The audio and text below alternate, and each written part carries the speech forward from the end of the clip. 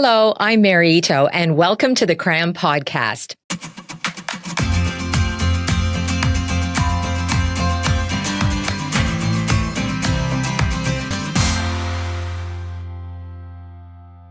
Well, it really has to be one of the greatest ironies today. With so much information literally at our fingertips, we don't know what's true and what's not. According to Tim Caulfield, who makes it his job to evaluate information, we are adrift in a storm of information chaos. 8.5 billion Google searches are done every day. Thousands of news items are published. Hundreds of hours of content are uploaded on YouTube every minute. But what do we actually believe to be true in all this so-called chaos? Especially when it comes to our health and how to live our lives. How do we steer our way clear of misinformation that can mislead and even harm us? Timothy Caulfield is a professor in the Faculty of Law in the School of Public Health and research director of the Health Law Institute at the University of Alberta. He's made it his life's work to evaluate information and evidence, especially in the health field. He's the author of the new book, The Certainty Illusion, What You Don't Know and Why It Matters. Welcome back, Tim. Thanks for having me on, Mary. Okay, so first question, you say that we're adrift in this storm of information, like there's so much coming at us. A lot of it is misinformation.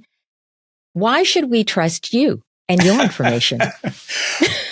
Well, in the book, I actually make that point too. I actually have a little bit of fun with that, because in the book, I talk about all the forces that twist not only our information environment, but our research. So, I talk about, I refer to research on misinformation. So is the research on misinformation subject to the same twisting forces? And the answer is yes, it is. So I think it's an invitation to always remind ourselves, even researchers, to be humble, to recognize the biases that we have when it comes to research. And I try to do that in the book transparently and to talk about, the errors I've made in the past and how I use the tools that I invite everyone to use going forward. So let me ask you, you talk right in your introduction about all this information and it has resulted in a race to the bottom. What do you mean by that? Well, I think in the book, I talk about the idea that we've never had so much, as you said right off the top, so much access to information as we do today, right? But it's created this almost like a nihilistic approach to information. One would think that would result in more knowledge, more nuanced positions, but kind of on the contrary, because of the incentives baked into our information environment, incentives that reward misinformation, that reward rage, that reward negativity, that reward oversimplification of complex topics. Because of all of those incentives, it's a race to the bottom. It's not a race to the top where knowledge should be taking us. It's a race to the bottom. Yeah, to your point about more information than ever, there were a few other stats that was just boggling to me. You quoted a couple of researchers, and you said that we have 7.4 gigabytes of information that we absorb every day. 500 years ago, according to a couple of neuroscientists, that would have been a lifetime of knowledge acquired by a highly educated person. Like, I just can't get over that. Yeah, and I think that data is, and there's other examples, as you can imagine, when you're writing a book, you're, how can I illustrate this point? And I thought that one really jumped out, right? Because it really is unique. We don't have time to pause and to reflect, and our information environment doesn't really invite that either, right? It doesn't really invite reflection. It's constantly bombarding us.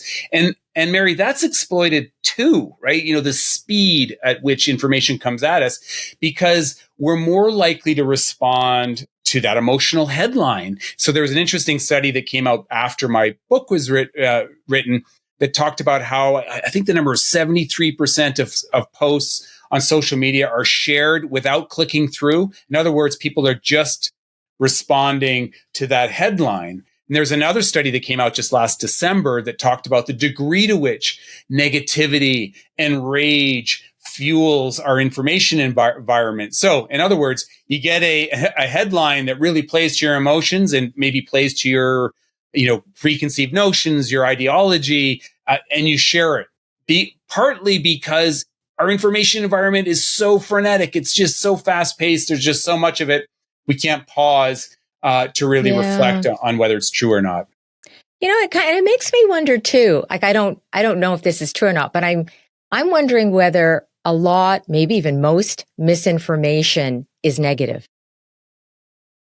And the reason I say that is, because I'm thinking about it, because there are so many conspiracy theories out there, and it's often like, oh, you don't know the real story. This is the real story. Like, I know, and this is what I'm going to pass on to you. Because like, you never hear about, oh, utopia theories are so popular, right? It's like conspiracy theories. It's like negative stuff. And I think it's connected to, because I'm in broadcasting and news, and most people will remember the negative news stories. They don't remember the positive ones. And we don't even broadcast that many positive ones anyway. You are 100% correct. Your journalistic intuition is supported by the empirical evidence. Okay. So there have been a series of studies, and one of I do talk about in the book, where they looked at decades of headlines. Okay. And this, Mary, is in the legacy media, the mainstream media, right? Yeah. So decades of headlines, and they're getting more negative.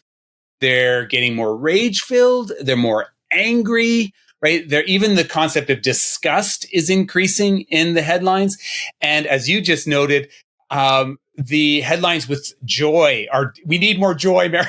The joy are decreasing, right? And they looked at it over 2 decades. So that backs up exactly what you said. And of course, the reason that's happening is because of our incredibly strong negativity bias, a cognitive bias that we all have.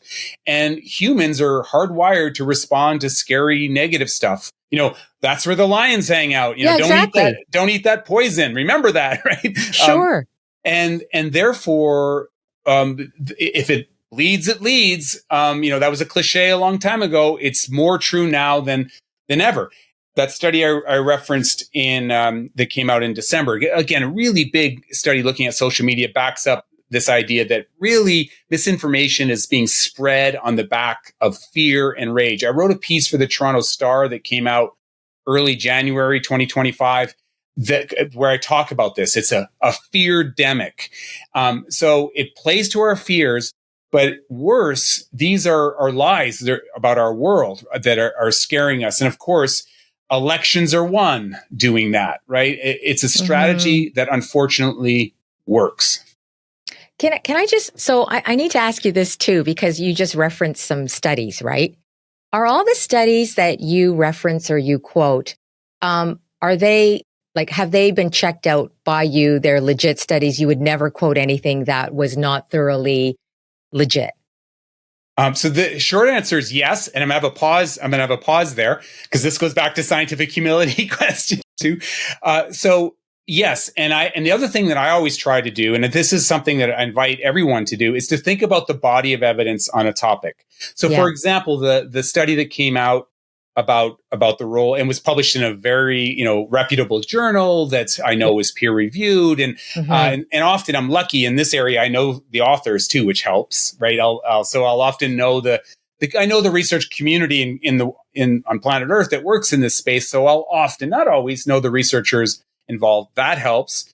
But more importantly, if it kind of builds on a body of evidence that I know is already there. So I know about the research on the negativity bias, other studies that have talked about the role of fear. We've done research on that kind of stuff ourselves. So I know what's building on that body of evidence. So my caveat, my pause, we all fall. We all fall for bad stuff. And I think it's important to recognize that because it reminds us to be more vigilant going forward. So in the book, I talk about a time when I kind of fell for a a study that's in a predatory, a poor quality journal. And you know what, Mary? It played to my, it's a study that, I agree with that conclusion. Oh, that's a point I really want to make. It plays to all those cognitive biases that we all have as humans. Yeah. So recognize that can happen to anyone, and, just do your best going forward. Yeah, no, absolutely. So listen, I want to focus on a couple of areas in your book. And one is about the use of scientific sounding language. You call it sciencey language, which I guess can be a red flag. Can you give me some common examples that people can relate to?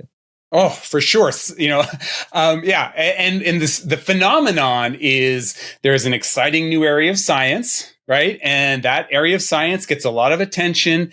And then marketeers recognize that and they latch on to the word in order to sell products and ideas and brands. Mm-hmm. And by the way, Mary, it's happened throughout history. This isn't necessarily a new phenomenon. I call it science exploitation, right? So when electricity first became a thing, all of a sudden there were all these electrical products. You'd wear an electric, magnetism, right? All of a sudden you're wearing magnetic suits, right, to cure stuff. And then radiation, think Madame Curie, and there's headlines about radioactivity.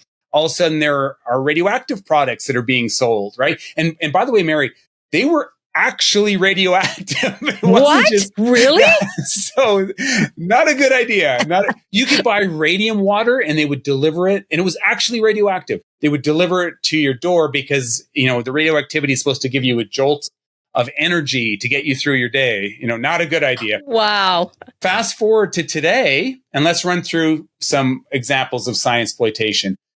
Stem cell. The word stem cell, it's on skin cream. It's, it's on, regenerative products, so many. We're doing a study right now on stem cell supplements. It's absolutely everywhere, almost never supported by good evidence. But the phrase stem cells now evokes cutting edge, healthy, exciting. And by the way, I've worked in the stem cell space for really from the start. This is an area where, I work with the Canadian stem cell community, a really genuinely exciting area of research. But that real research has been exploited to sell products. Another favorite can you example. Just clarify? Can you Sure. just clarify? Are there actually stem cells in these products? So that's a great. Almost certainly no. Because I'm wondering, what? Stem cell creams, right? Yeah. So it is interesting. It's actually a very good question because you see the phrase used in different ways. Mm-hmm. So sometimes there'll be like a skin cream where they're kind of implying or suggesting there are stem cells in the actual cream. No. But very often they're just riffing on the term. Like it's just straight up science exploitation, like a supplement, right? So they'll be implying that somehow it'll activate your stem cells or sometimes the word stem cells is in there sort of nonsensically. They're just really sticking the word on to get the benefit of the allure that goes with it.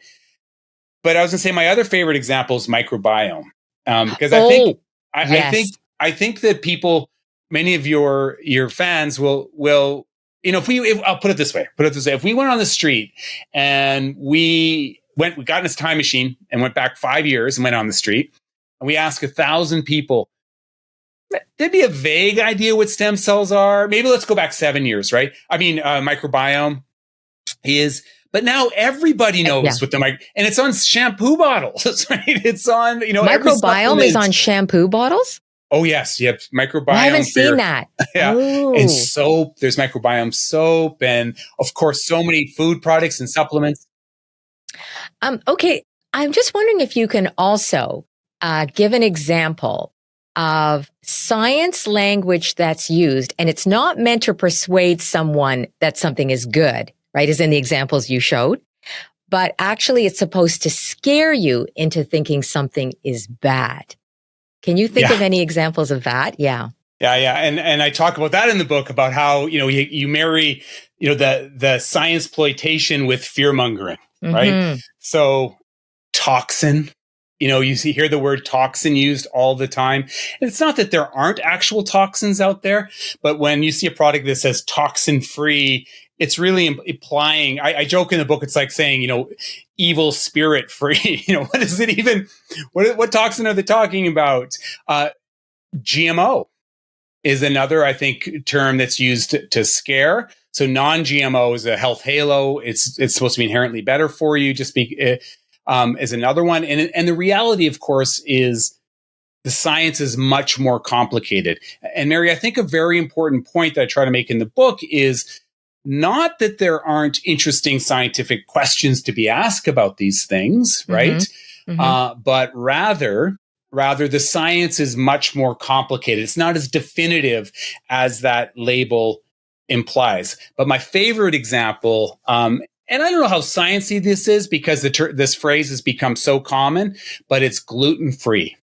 Gluten-free. Yeah, I want you to talk a little bit about that and its relationship also to gluten-free diets. Like the whole thing. I'm obsessed with this topic. I've been following it. I started writing about it right when it became a cultural phenomenon. And we're talking, 2013, 2014, 2015. And it really, the idea of a gluten-free diet is really, I believe, a trend that was created by the wellness industry and by celebrity influencers. And the promise of gluten-free is that gluten-free is inherently healthier, right? That's the promise. And that gluten is bad for you, right? And look, if you have celiac disease and there are a couple other conditions where this is important, going gluten-free, of course, clinically important, of course, clinically relevant. But the promise of these products is that gluten-free is inherently healthier. And that's not the case. And it's never been the case, right? You don't lose weight on it. In fact, some research, and a colleague of mine at the University of Calgary has found that products that are labeled gluten-free are often worse for you. The ingredients are worse, not better. But it's viewed as a health halo, as if it's inherently better for you, which the science just doesn't back up. And Mary, this is a massive market. This is a massive market. Like, this isn't a little, it's right. Not the headline grabbing health trend it used to be, but it continues. It's because it's become completely normalized. And it was generated by the wellness industry and by, influencers like Gwyneth Paltrow that made this a popular trend. Okay, let me ask you this, though, because I know a number of people, and they don't have any kind of condition like celiac disease or anything like that. But they feel that eating gluten-free foods makes them feel better. They say, oh, when I eat foods with gluten and if I eat a lot of it, I have a stomach upset. I just don't feel good. But when I go on a gluten-free diet, I feel better. Now, these people, they're well educated. They're very well educated. And I don't think they're putting one over me. I think they really believe they feel better. So is it possible that, okay, there are maybe some people, though, who actually either feel better or think they feel better, whatever the reason is, but you know what I'm saying? So is that a bad thing necessarily? So first of all, let's talk about what the science tells us about. There are a cohort of individuals that have non-celiac gluten sensitivity. The research is still evolving on that, but the numbers, if you look at the good research, is very small, right? So, not 10, 20% of the population or 30%, very, very small. We're talking single percentage points, depending on the study that you look at. They've also done double-blind studies, right, where people don't know if they're getting gluten or not, and many of the time they don't react. Now, I don't want to question anyone's personal experiences. But for many people, it can be like what's called a nocebo effect. They're expecting to feel just like a placebo, you get a positive effect from something, and a nocebo, you can get a negative effect because you're expecting it, right? And keep in mind, they've been told by pop culture to expect a negative effect, right? Now, the other problem, of course, is gluten-free foods can be more expensive. Gluten-free foods are not healthier for you. So this is not, a health trend. This is not helping these individuals from a health perspective. It might be hurting them. Careful not to overstate that. Our food environment's very complex. but it's also just deceptive. It's deceptive. You want people to make informed choices about their health. Now, I think individuals should talk to their healthcare providers and to dietitians who are science informed. It's a really great community about gluten-free diets and what works for them. But don't believe sort of the wellness hype around gluten-free. I'm assuming you talk publicly about this, and I'm just wondering, how much hate mail do you get? I get a lot of hate mail. I get hate mail. I get, harassment. There's trolls. I've had death threats. What? I get, I've been sued and won by an anti-vaxxer. So it's, oh my people goodness. feel very passionate about these topics, things like vaccines in particular, but all of these, health is very personal.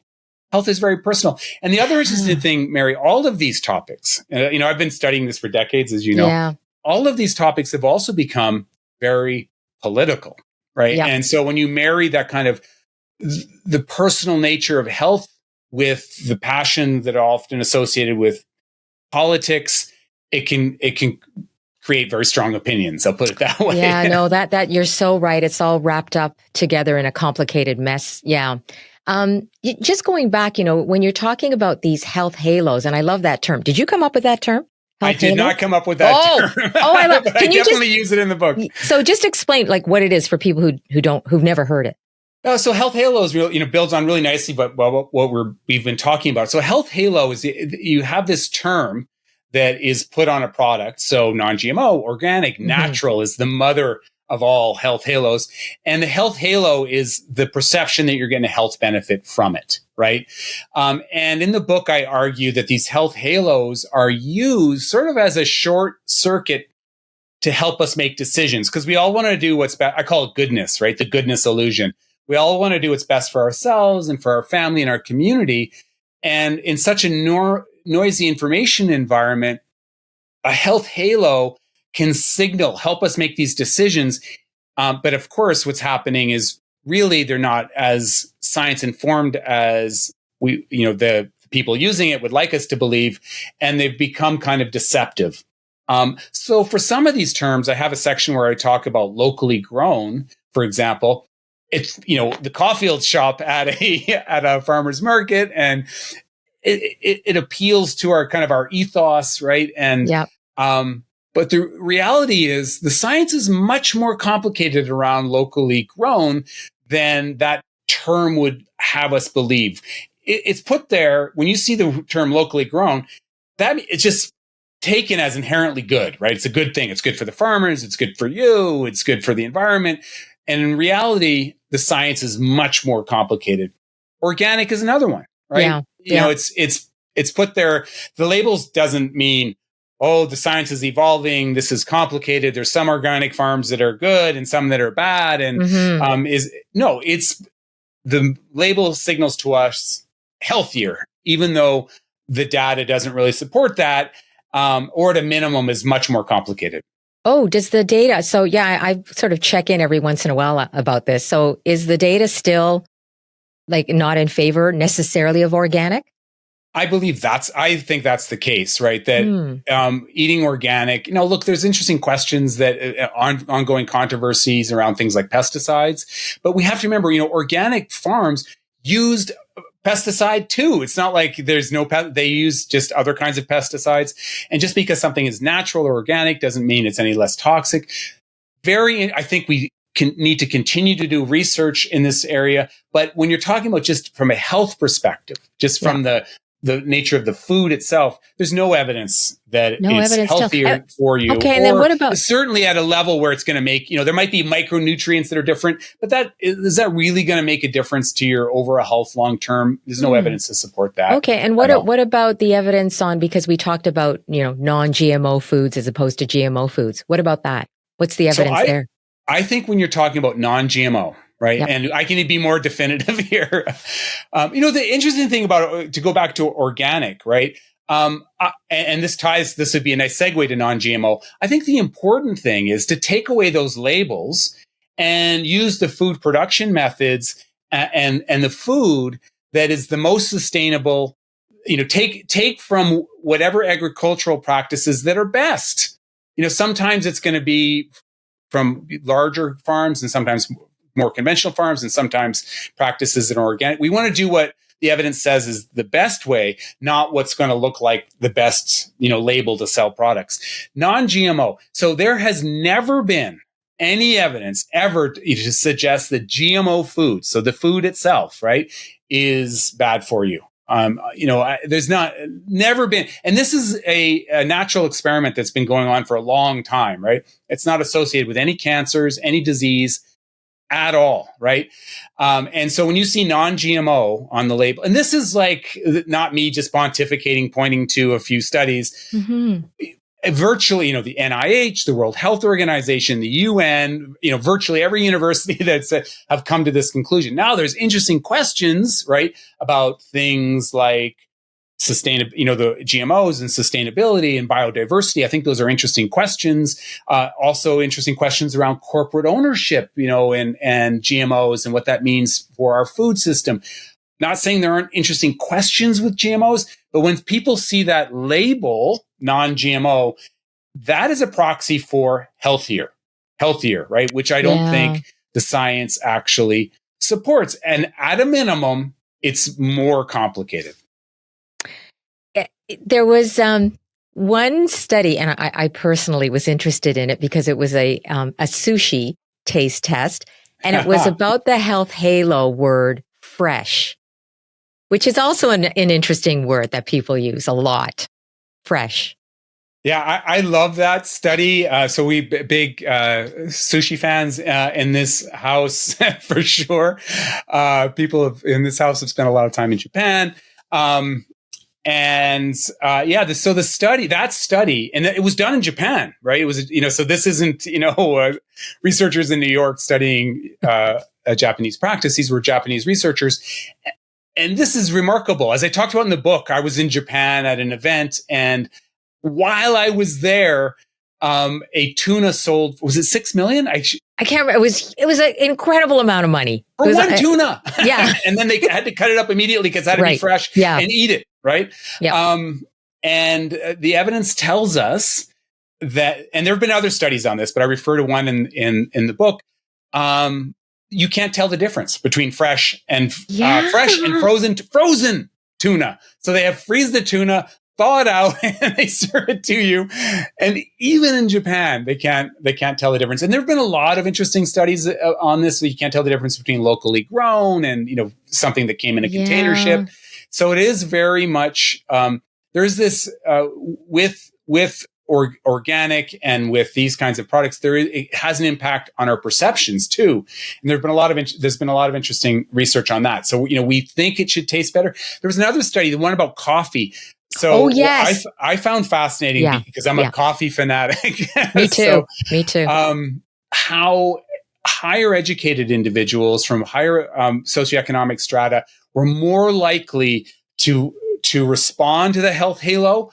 And that, of course, is that, the locally grown coffee that's organic tastes better because, of course, they're more likely to be aware that they're supposed to think it tastes better than other individuals, which really highlights the impact of a health halo and just the entire industry on our perceptions. Yeah. I think my follow-up interview to this has to be about how we are persuaded, right, to feel certain things just because we're told.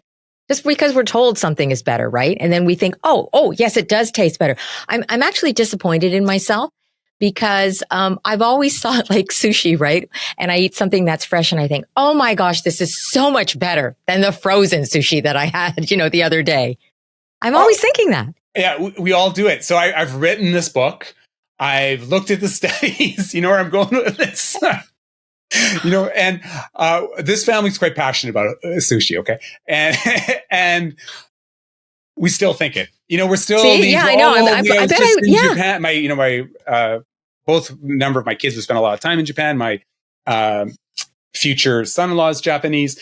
My sister-in-law is Japanese. And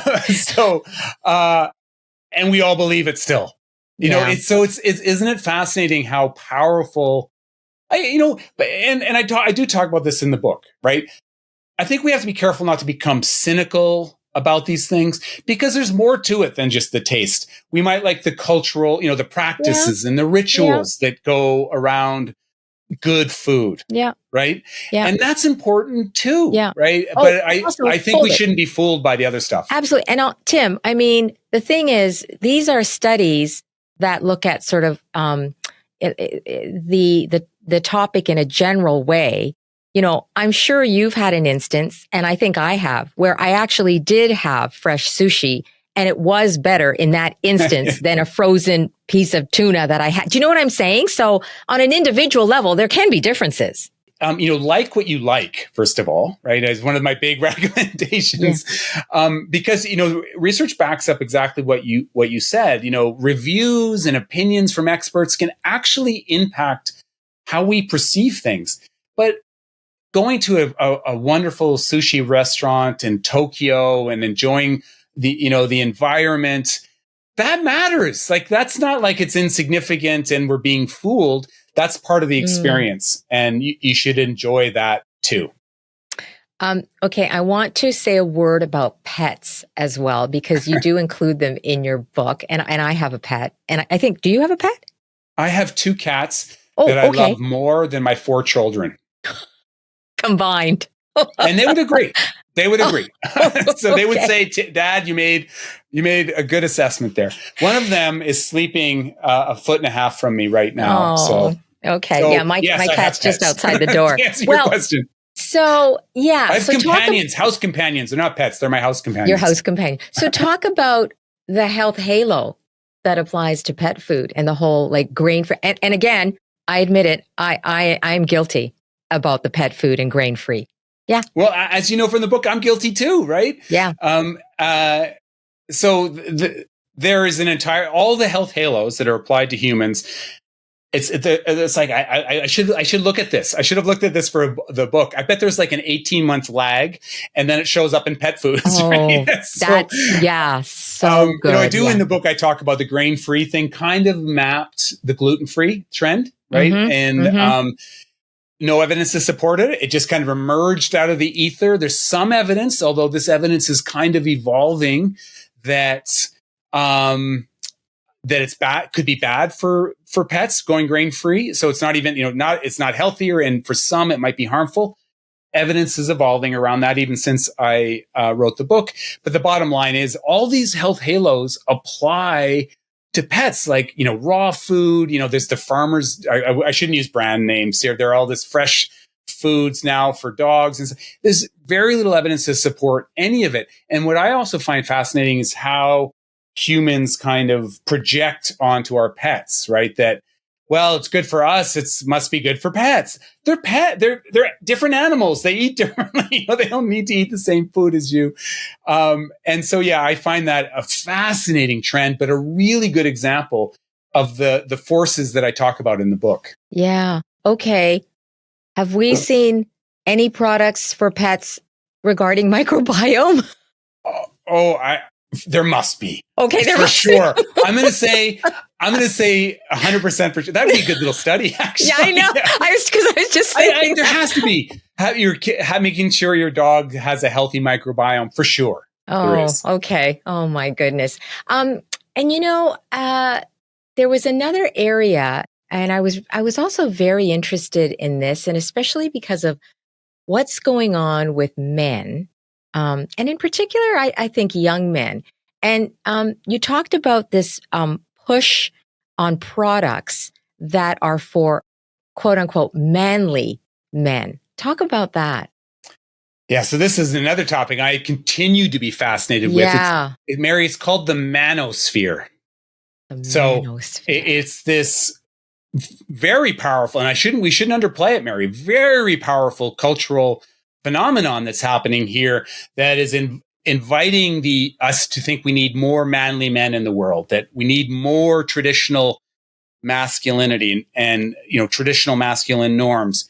And as I said, we shouldn't underplay this. I mean, this had an impact on the election in the United States, and I suspect it's going to have an impact here in Canada too. And I don't know if you knew this, Mary, I did a documentary for CBC for The Passionate Eye on this exact topic called harder, better, faster, stronger, where we explore the manosphere. And I try a lot of these products.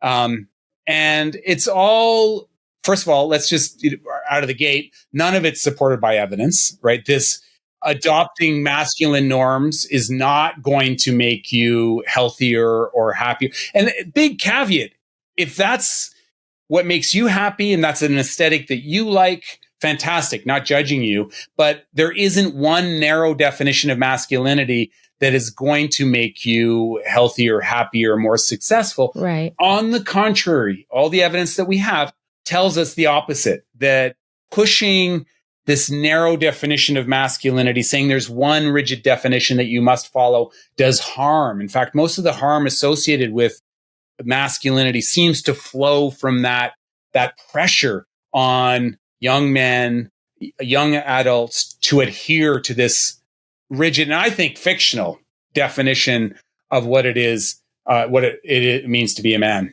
Well, can I ask you, so has any of this push for masculine products actually come out of some science truth? One example, the declining levels of testosterone. So, sort of capitalizing on that, right? And then pushing certain products because of that. Yeah, so I think the short answer is yes. I think you're right. Your journalistic intuition is supported by the evidence. Now, the declining testosterone thing is fascinating. I think that most would agree, and I touch on it in the book, that is happening, right? But why it's happening is more complex, right? There are some researchers that think that it's hard to make definitive statements because we measured testosterone differently in the past, and we're comparing a today measurement to a yesterday measurement. So maybe the decline is not as much as people think. But, is it about our sedentary lifestyle? Is it about, obesity, et cetera, et cetera? There's a lot of interesting questions about it. The other aspect of the story that's being used to justify the manosphere is this idea that somehow masculinity is under attack. And they point to mental health concerns associated with men. And I actually think, and I think the research backs this up, that's because of the narrow definition of masculinity, right? So men are less likely to reach out for help when they need it. They more likely to remain stoic, less likely to adopt appropriate public health measures. They're less likely to take preventative measures to avoid cancer, and more likely to practice high risk behaviors like smoking and binge drinking, right? So in general, there's no evidence to support that these norms are going to make you, healthier or happier. And it is interesting because these pressures are incredibly strong and growing. Yeah. And I guess back to what you said earlier, how everything is wrapped up in, culture, cultural norms, politics. There's business around, like it's just wrapped up in so many different sectors, right? Yeah. This has very much become a political movement, right? Yeah. I think it is important to recognize also that this idea that masculinity, manhood's been under attack is not new either. This is something that's rolled out all of the time, right? We saw it World War I. Our men aren't manly anymore. Our soldiers need to be tougher. We saw it in World War II. We saw it during the Vietnam War when the Republicans sort of attacked the Vietnam War protesters as being feminine. And we saw it as a backlash to disco, which was really a homophobia, right? Yeah. So we've seen this play out again and again and again. So that's not new. And the other thing I think it's really important to recognize is there's never been one definition of what it is to be a man historically or across cultures, right? So this idea that, if we just got back to the true definition of masculinity, we'd all be better. That's a myth. Yeah. Yeah. Oh my goodness. Running out of time here. So much more to cover. I want to talk about this big section that you have on the world of science and research and how, well, a lot of it, I guess, I don't know how to categorize it, but anyway, it's become tainted. I don't need, that sounds like an understatement. But okay. Can you, Tim, go over some of the maybe more disturbing influences in research that people may not be aware of? Because I actually was not aware of one of them myself.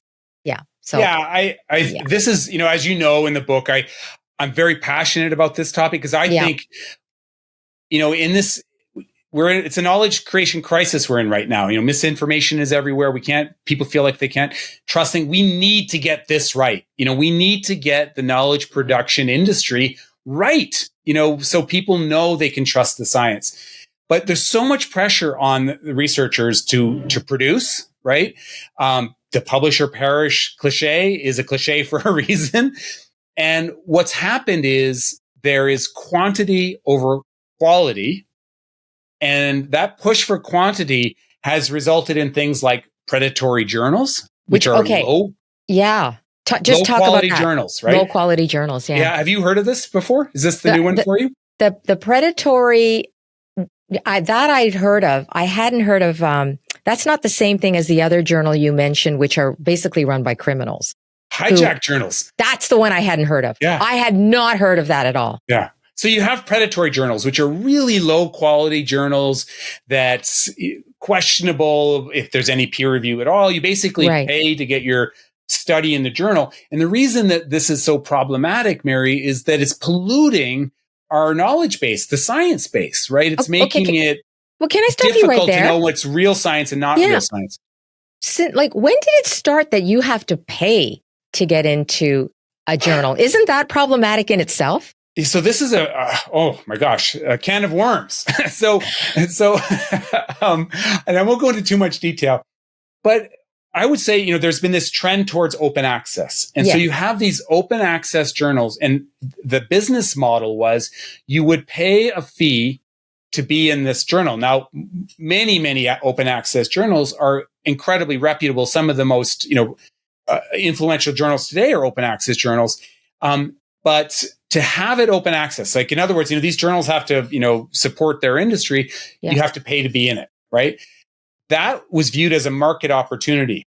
Enter all these very questionable journals. And in some jurisdictions, as much as 50% or even higher, I reference in the book, of the articles are published in these predatory journals. And just to give your audience a sense of how bad it is, I talk about in the book this one wonderful scholar named Olivia. I've become quite friendly with her.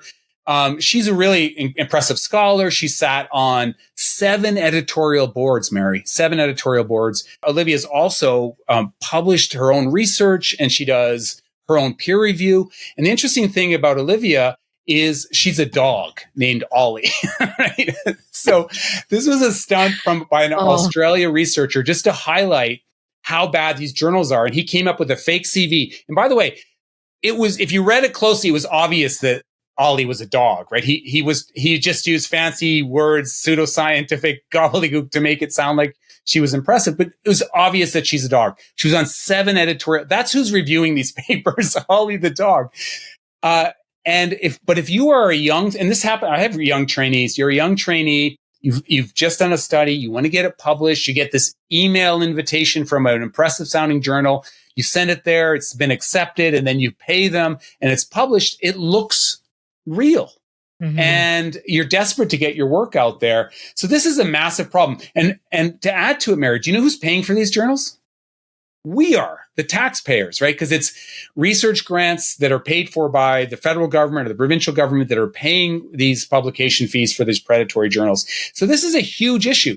And it's gotten worse because what'll happen is those who are pushing pseudoscientific ideas or anti-science ideas will publish questionable studies that wouldn't get in a real peer-reviewed journal in one of these predatory journals to give their idea legitimacy. Then they'll publish that paper on their website or something or reference it. And if you're doing a quick search or trying to see if this idea is legitimate, you come across this study, it looks real. It looks real. Yeah. So yes, this is a huge problem. Hijack journals are another one. Retracted papers are another one. It's a mess. Well, wow. So this is doing nothing to encourage our confidence in science. You know that I'm saying all this, right? I mean, because these bad players that exist in this field are just muddying the waters for everyone, including the reputable journals. You're right, 100% correct about that. And it does create an irony. I don't know if irony is the right word.